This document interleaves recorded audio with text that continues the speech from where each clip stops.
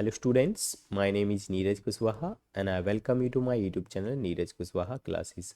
तो NKC में आप सभी का स्वागत करता हूं और उम्मीद करता हूं कि आप सभी स्वस्थ होंगे और बिल्कुल मस्त होंगे।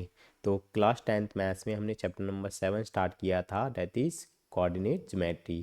अभी तक हम इस एक्सरसाइज का इंट्रोडक्शन और कुछ क्वेश्चंस कवर कर चुके हैं। अगर आपने पार्ट 1 नहीं देखा है इसका तो पहले ज़रूर वो पार्ट देख लीजिए, उसके बाद ही आपको ये पार्ट समझ में आने वाला है। बाकी के क्वेश्चन जो question number 5 to question number 8 जो रह गए थे फर्स्ट पार्ट में, आज हम उनको कवर करेंगे, फिर हम करेंगे सेकेंड एंड फाइनल एक्सरसाइज। ठीक है, तो मैं लिंक जो है फर्स्ट पार्ट का ऊपर आई बटन में कॉर्नर पे आपको लिंक दे दूंगा या नीचे डिस्क्रिप्शन में भी आपको मिल जाएगा। तो सबसे पहले आप उस पार्ट को ज़रूर देख लीजिए क्योंकि सारे के सारे बेसिक इस चैप्टर के उसी पार्ट में समझाए गए हैं। आज हम जो कर रहे हैं क्वेश्चन नंबर 5th से स्टार्ट करेंगे, क्वेश्चन नंबर 5th में। तो देखिए क्वेश्चन नंबर 5th में क्या कह रहा है कि in a classroom 4 friends are seated, 4 friends जो हैं बैठे हुए हैं at a point A B C D पे 4 फ्रेंड जो हैं बैठे हुए हैं जैसे कि यहाँ पे दिखा रखा है। तो देखिए ए ये रहा, बी ये रहा, ऐसे ही यहाँ पे ये बी है, ये सी है और ये डी है। ये 4 फ्रेंड बैठे हुए हैं। ठीक है, तो आगे क्या कहता है, चंपा एंड चमेली। एक मिनट में कलर चेंज कर लूँ ताकि आपको यहाँ पे थोड़ा सा सही से विजिबल हो चीज़ें। Champa and Chameli walk into the class after observing for a few minutes. Champa आज चमेली, चंपा एंड चमेली एंटर करते क्लास में और कुछ देर ऑब्जर्व करने के बाद चंपा जो है चमेली से ये क्वेश्चन पूछती है कि don't you think A B C D is square, कि आप नहीं सोचती, चंपा बोले चमेली से, क्या आपको नहीं लगता कि ए बी सी डी जो है एक स्क्वायर बना रहा है। ए बी सी डी क्या बना रहा है, एक स्क्वायर। जैसे कि अभी मैं ज्वाइन कर रहा हूँ इनको, तो ये वही क्वेश्चन पूछ रहे कि क्या चमेली आपको नहीं लगता कि ए बी सी डी क्या बना रहा है, स्क्वायर। तो स्क्वायर बन रहा है या नहीं बन रहा, ये क्वेश्चंस आप पे डिपेंड करता है। आप ये आपको उन्होंने छोड़ दिया, आप पे काम छोड़ दिया कि चमेली डिसएग्री हो जाती है कि नहीं मुझे नहीं लगता। यूजिंग डिस्टेंस फार्मूला, अब आप डिस्टेंस फार्मूला का यूज करके find which of them is correct, कि कौन सा उनमें करेक्ट है। तो आपको बताना है, आप बन गए हो सुप्रीम कोर्ट के जज। तो जज को तो पढ़ा लिखा होना चाहिए ना भाई, जज को सारे लॉज पता होंगे तभी तो वो डिसीजन दे पाएगा। तो आपको ये पूछा गया है जो सम्स, उसके बारे में पता होना चाहिए कैसे सॉल्व होगा। तो आपको स्क्वायर की प्रॉपर्टी पता होगा तभी तो आप इस क्वेश्चन को सॉल्व कर पाओगे। तो प्रॉपर्टी ऑफ स्क्वायर क्या होता है वो मैं यहाँ पे लिख देता हूँ, आप उस बेसिस पे इसका डिसीजन ले पाओगे। तो प्रॉपर्टी ऑफ स्क्वायर क्या होता है कि ऑल साइड्स इक्वल होती हैं ऑल साइड्स इक्वल, एंड एक तो सारी साइड इक्वल आनी चाहिए, A B B C C D और डी, ये सारी साइड इक्वल आएंगी। And diagonals are also equal, ये जो डायगनल हैं ये भी इक्वल आने चाहिए। ठीक है, diagonals should also be equal. तो ये कंडीशन होती है स्क्वायर की। ठीक है, स्क्वायर और इसी की तरह होता है रोम्बस। रोम्बस और स्क्वायर में ज़्यादा फर्क नहीं होता, स्क्वायर को वर्ग बोलते हैं और रोम्बस को समचतुर्भुज। समचतुर्भुज में भी सारी भुजाएं बराबर होती है लेकिन डायगोनल बराबर नहीं होता, बस इतना सा फर्क होता है, ये विकर्ण बराबर नहीं रहते उसमें, रोम्बस में। ठीक है, तो आगे आएंगे क्वेश्चंस तो मैं बताता जाऊंगा। ये स्क्वायर की प्रॉपर्टी, तो स्क्वायर में आपको प्रूफ करने के लिए क्या प्रूफ करना है कि A B B C C D D A, ये सारी साइड इक्वल आनी चाहिए, प्लस डायगोनल भी, मतलब बी से लेके डी तक और ए से लेके सी तक का डिस्टेंस आपको फाइंड आउट करना है। तो इन सब के लिए पहले तो आपको पॉइंट पता होना चाहिए कि ये ए किस पॉइंट पे है, बी किस पॉइंट पे है, सी किस पॉइंट पे, ये सारे पॉइंट पता होंगे तभी आप इनको कर पाओगे। तो मैं यहाँ पे पॉइंट लिख देता हूँ, सबके पॉइंट निकाल लेते हैं हम। देखो ए पॉइंट, पॉइंट निकालना बहुत आसान है। ए पॉइंट को अगर हम कर रहे हैं, एक मिनट, तो ए का देखो एक्स कितना है 3 है और वाई कितना है 4 है। तो ए का एक्स 3 है और वाई कितना है 4, बहुत ही सिंपल है। ऐसे बी का निकालना चाहे तो बी वाली लाइन को नीचे लेके आएंगे, तो बी एक्स कितना है 6 है और ये वाई में टकराएंगे जाके तो वाई पता चल जाएगा 7, ये 7 हो गया। ऐसे सी में देखो एक्स कितना है 9 है और वाई कितना है, वाई 4 है। ऐसे डी में देखना है तो डी का एक्स कितना है 6 है और y कितना है आपका 1। तो आप इनको साइड में निकाल के रख लीजिए, बाहर भी लिख सकते हैं, उस पर दिक्कत आ रही है तो मैं यहाँ पे लिख देता हूँ। ए पॉइंट जो है 3,4 है, 3,4। बी पॉइंट जो है 6,7 है, 6,7। And C point 9,4, D point 6,1। तो अब ये सारे पॉइंट निकाल लिया हमने। अब तो हम क्या करेंगे, स्क्वायर की प्रॉपर्टी चेक करनी है कि स्क्वायर बन रहा है नहीं बन रहा। तो सारी साइड का सम निकाल के देखेंगे, सारी साइड का डिस्टेंस, ए से लेके बी तक, बी से लेके सी तक, सी से लेके डी तक और डी से लेके ए तक, ये सारे हम फाइंड आउट करेंगे। तो चलिए स्टार्ट करते हैं। सबसे पहले ए बी, तो स्क्वायर है या नहीं है उसके लिए हम सभी के पॉइंट्स के बीच का डिस्टेंस फाइंड आउट कर लेते हैं। सबसे पहले ए बी फाइंड आउट करते हैं।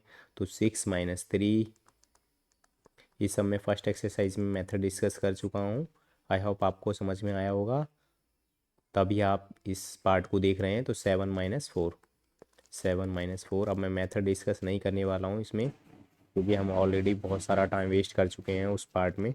6 में से 3 गए, 3 का स्क्वायर, प्लस 7 में से 4 जाएंगे तब भी 3 बचेगा, उसका स्क्वायर। तो ये कितना हो गया आपके पास, ये 9 प्लस ये भी 9। तो ऐसा मैंने बताया था आपको, ऐसे करना है 2 × 9, 2 बार 9 हो जाएगा। 9 का कितना निकल जाएगा, 3 रूट निकल जाएगा, और रूट में क्या रहेगा, 2 रहेगा। पीछे कुछ नहीं है तो यूनिट लगा लेना। अब ए बी निकला, ए बी के बाद बी सी निकालना है, ऐसे ही बी सी निकालेंगे। थोड़े से लेंथ ही क्वेश्चन है ये, टाइम कंज्यूम करते हैं, लेकिन आपको स्पीड बनानी पड़ेगी प्रैक्टिस कर करके। मैं डिटेल में एक्सप्लेन कर रहा हूँ यहाँ पे। तो बी सी करेंगे तो 9 में से 6, उसका स्क्वायर, प्लस ऐसे ही 4 में से 7, उसका भी स्क्वायर। सेकंड वाले पॉइंट में से फर्स्ट वाले पॉइंट्स को माइनस करना पड़ता है और स्क्वायर करना लगाना पड़ता है। तो 9 में से 6 के 3, 3 का स्क्वायर 9। ऐसे ही यहाँ पे 4 में से 7 जाएंगे, -3 का भी स्क्वायर हो जाएगा 9। तो वही ऊपर वाला केस हो जाएगा, ये 2 × 9 आएगा। 2 × 9 आएगा तो 3 रूट बाहर निकल जाएगा, रूट में 2 रह जाएगा, पीछे यूनिट लगा ही रहेगा। बी सी हो गया ऐसे ही, A B B C, C D करना है। तो सी और डी, 1 मिनट में इनको इरेज कर देता हूँ। सी और डी तो मतलब डी में से करना है। तो 6 - 9, ये भी वही आ रहा है। थोड़ा थोड़ा लग रहा है अभी अंदाज़ा, तमाम सबूतों और गवाहों को मद्देनज़र रखते हुए। अभी अदालत इस नतीजे पर नहीं पहुंची है, पहले तो कंप्लीट कर लें तभी तो पहुंचेंगे। 1 में से 4, तो यहाँ पे भी -3 का स्क्वायर 9 हो गया, और यहाँ पे भी -3 का स्क्वायर 9 हो गया। तो ये 2 बार 9 हो गया भैया, 2 बार 9 हो गया, तो वही 3√2, पीछे यूनिट लगा लेना बाबू। तो सी डी हो गया, D A B B C C D D A, चौथी साइड आएगी ये डी ए, मतलब ए में से तो 6 में से 3 गए, या 3 में से 6 गए, बात एक ही है, प्लस 4 में से 1 गया, 4 - 1 सेम आ रहा है। ये तो साइड तो सेम आई है, लेकिन सिर्फ साइड साइड नहीं, हमें डायगनल भी चेक करने पड़ते हैं। ये भी 9 आएगा और इधर भी 9 आएगा, तो 2 × 9, और 9 का निकल गया 3√2, पीछे यूनिट लगा देते हैं। ठीक है, अभी तो हमें डायगनल्स भी निकालने हैं। तो डायगनल्स अगर कोई भी स्क्वायर होता है तो देखो डायगनल्स क्या बनते हैं। मान लो इस टाइप से था, ये ए था, ये बी था, ये सी और डी। तो ये तो साइड हो गई, ए से लेके बी, बी से लेके सी, सी से लेके डी और डी से लेके ए, 4 साइड तो हो गई। डायगनल होते हैं एक इसको वर्टेक्स को छोड़ के दूसरे वर्टेक्स से ज्वाइन कर देंगे तो ये डायगोनल बनते हैं। ए सी और बी डी, इनको फाइंड आउट करना, विकर्ण बोलते हैं हिंदी में। तो ए सी और बी डी भी निकालेंगे अभी हम, ए सी और बी डी, ये आपस में बराबर आने चाहिए, ए सी और बी डी। तो ए सी देख लेते हैं, ए कितना है हमारे पास अभी, ए और सी। तो 9 में से 3 का स्क्वायर माइनस करेंगे, 9 में से 3 और 4 में से 4। तो देखते हैं, 9 में से 3 और 4 में से 4 माइनस कर देंगे। आप रफ में जो है ये पॉइंट लिख के भी रख सकते हो। तो ये 6 बचा, 6 का स्क्वायर 36 हो गया, और वो तो 0 हो गया। 0 को लिखना चाहो तो लिखो, अदरवाइज मत लिखो। 0 और 36, 36 ही रहेंगे। 36 का स्क्वायर कितना है? 6, 6 यूनिट आ गया। ऐसे ही बी डी भी देखते, क्या बी डी भी सेम आ रहा है, नहीं आ रहा? तो बी डी देखने के लिए फिर दोबारा पॉइंट देखते हैं, बी और डी में क्या क्या पॉइंट हैं। 1 मिनट, इसको इरेज कर दूँ मैं। बी और डी, तो ये हो गया आपका बी और डी। तो 6 में से 6 जाएंगे और 1 में से 7 जाएगा। आई थिंक ये हो गया है अब। 6 माइनस 6 ये 0 हो जाएगा, और 1 माइनस 7 ये हो जाएगा 6, इसका हो जाएगा 36। तो 0, और ये 1 में से 7 गए, माइनस के 6 बच गए, माइनस के 6 का स्क्वायर जो है पॉजिटिव 36 हो जाएगा, और ये 6 निकलेगा।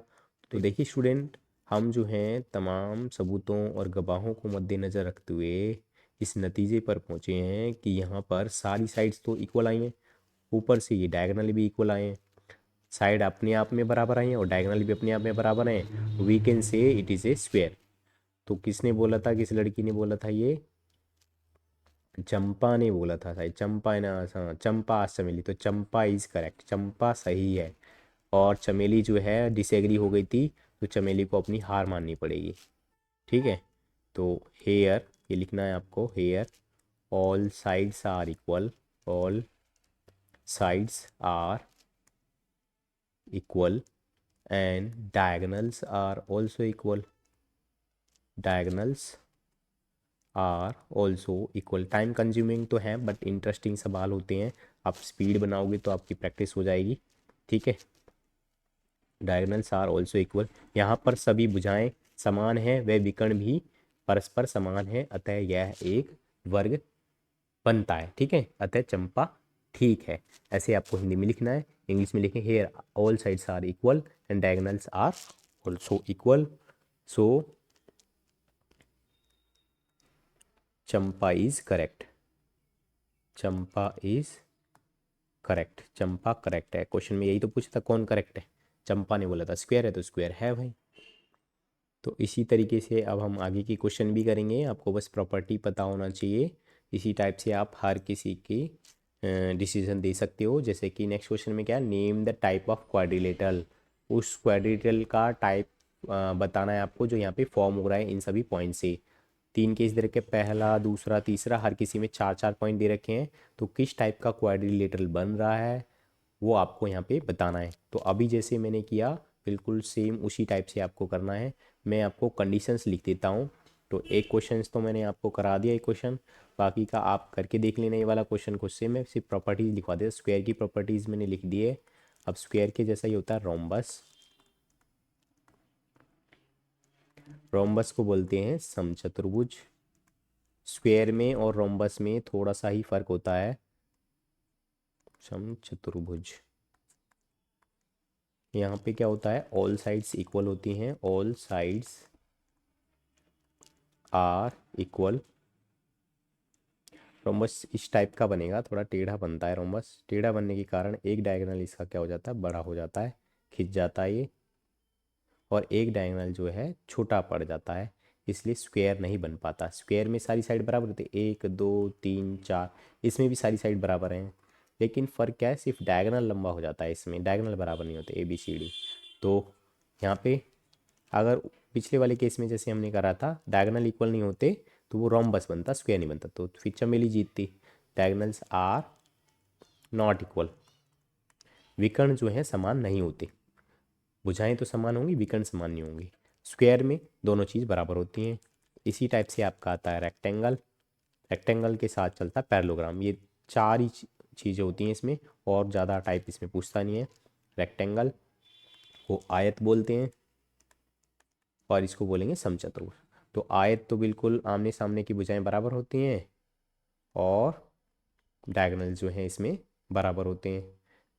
ऐसे ही जब पैरेललोग्राम करेंगे तो उसमें डायगोनल बराबर नहीं होते, बस इतना सा फर्क है, आमने सामने की भुजाएं बराबर होती हैं अपोजिट साइड। छोटी सी कंडीशंस हैं, आपको अगर ये ध्यान में रहेंगी तो आप सुप्रीम कोर्ट के जज बन जाओगे। ठीक है, और पक्के मार्क्स आएंगे आपके। रेक्टेंगल है ये, तो ये अपोजिट साइड्स, ये वाली साइड इसके बराबर और ये वाली साइड इसके बराबर होती है, तो opposite sides are equal, opposite sides are equal. सम्मुख भुजाएं समान होती हैं या विपरीत भुजाएं समान होती हैं। डायगनल्स आर ऑल्सो इक्वल, विकर्ण भी समान होते हैं। डायगनल्स आर ऑल्सो इक्वल लिख लेना हिंदी में, विकर्ण भी समान होते हैं। तो इसी टाइप से सेम टू सेम जो पैरेललोग्राम होता है, पैरेललोग्राम में भी ऐसे ही करना है आपको। बना के लिख देता हूँ मैं, पैरेललोग्राम समांतर चतुर्भुज, समांतर, एक मिनट,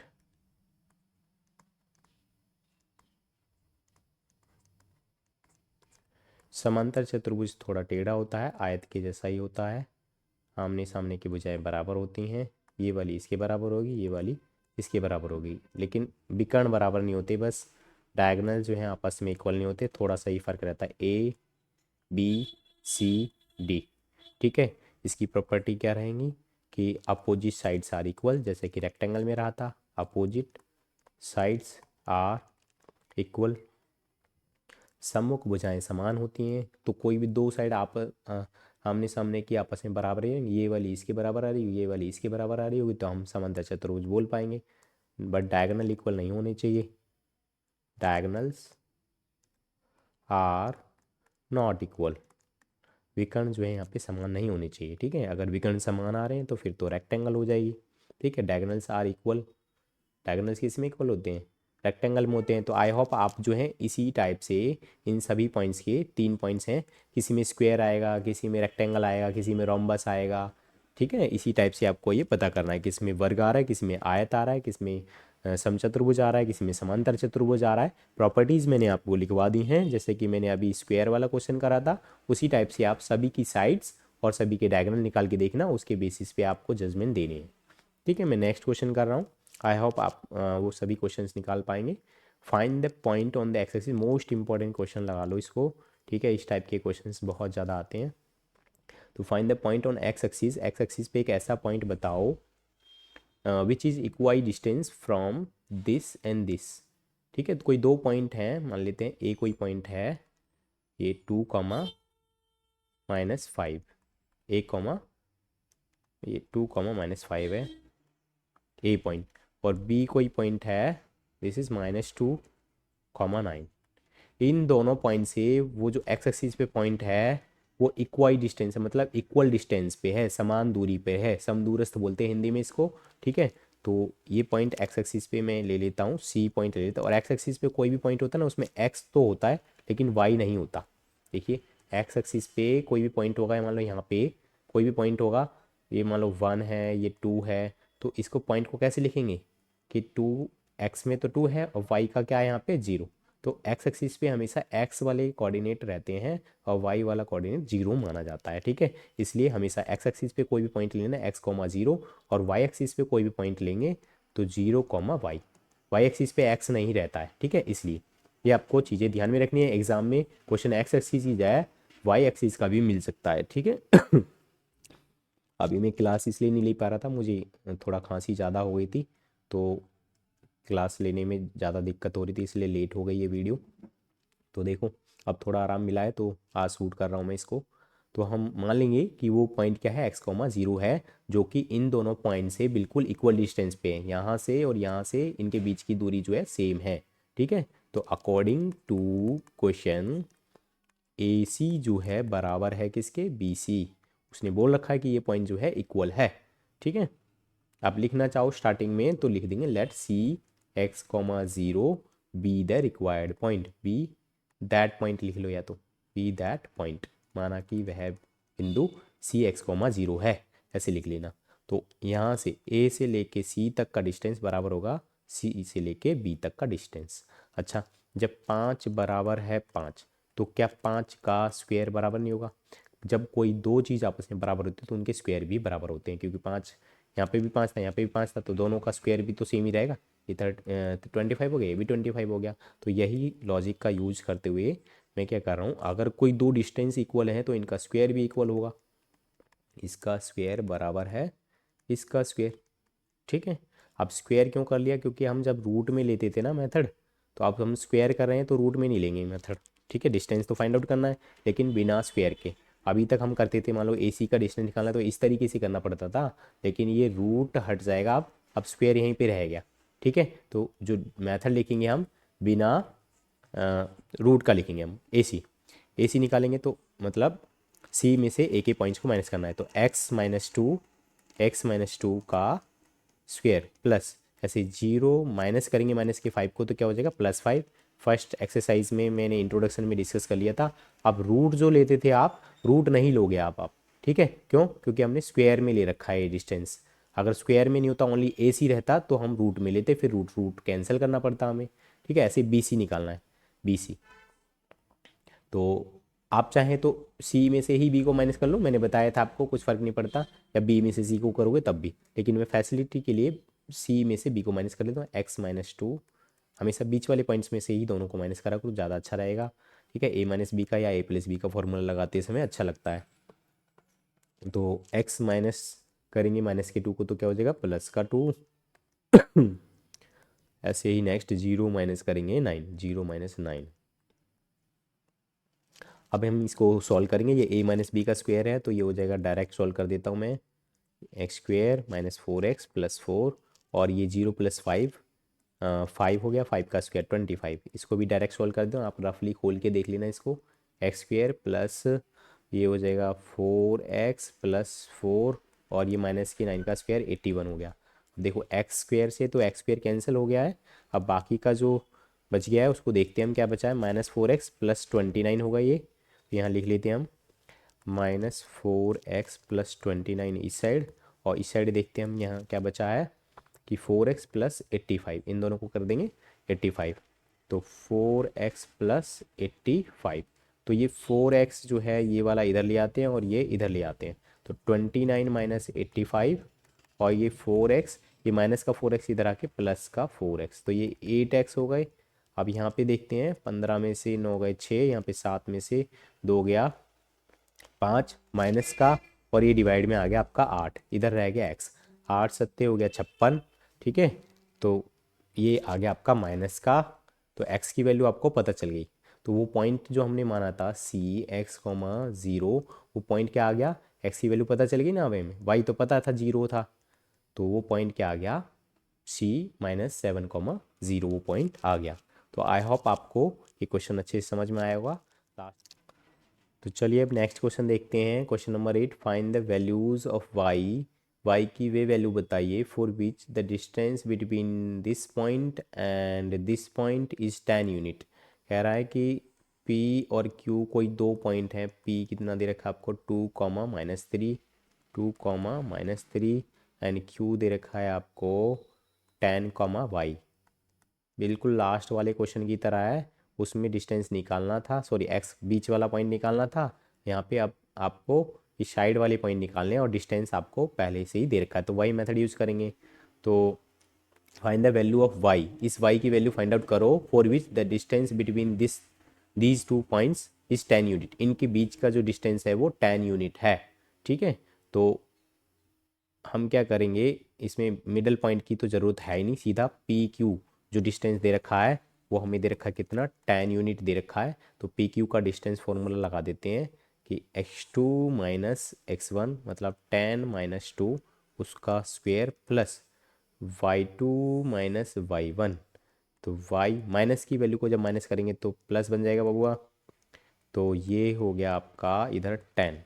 आप देखिए यहाँ पे जो रूट के अंदर तो आप कैलकुलेशन कर नहीं सकते, तो रूट आपको जब हटाना पड़ेगा तो दोनों तरफ स्क्वायर करना पड़ता है, तो दोनों तरफ जब आप स्क्वायर करेंगे तो आपको लिखना पड़ेगा स्क्वेयरिंग बोथ साइड। तो यहाँ पे बचा 10 में से 2 गया 8, 8 का स्क्वायर 64 बचा, और जब इसको खोलेंगे आप तो ये क्या हो जाएगा y² + 6y प्लस, और 3 का स्क्वायर हो गया 9। मैंने डायरेक्ट कर दिया है, आप जो है उस तरीके से करके देख लेना रफली में। ठीक है, तो अब आपको ये सॉल्व आउट करना पड़ेगा स्क्वेयरिंग बोथ साइड करके, जब स्क्वेयरिंग कर देंगे इधर भी स्क्वेयरिंग करेंगे आप और इधर भी स्क्वेयरिंग करेंगे, तो स्क्वायर से तो रूट कैंसिल हो जाता है, तो यही वैल्यू बचेगी बस अंदर की, वो मैं लिख दे रहा हूँ।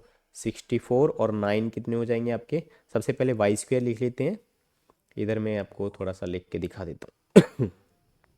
ये y² + 6y, फिर नंबर जो बचे हैं 64 और 9 कितने आपके 73 हो गए। इधर रूट से तो स्क्वायर कैंसिल हो गया, ये जो बचा था मैंने इसमें लेफ्ट हैंड साइड में लिख दिया और राइट हैंड साइड में 10 का स्क्वायर 100 हो गया। ठीक है, ये बचा हुआ है आपके पास। अब ये Y square plus 6y plus 73 और वो 100 इधर आके माइनस का 100 हो गया बराबर 0। बहुत ही सिंपल सा क्वेश्चन है। अब जो इसके फैक्टराइज कर लेंगे आप, 6y एग्ज़ाम में इसके आने के चांसेस हैं, तो माइनस का ये 27 बच गया बराबर 0।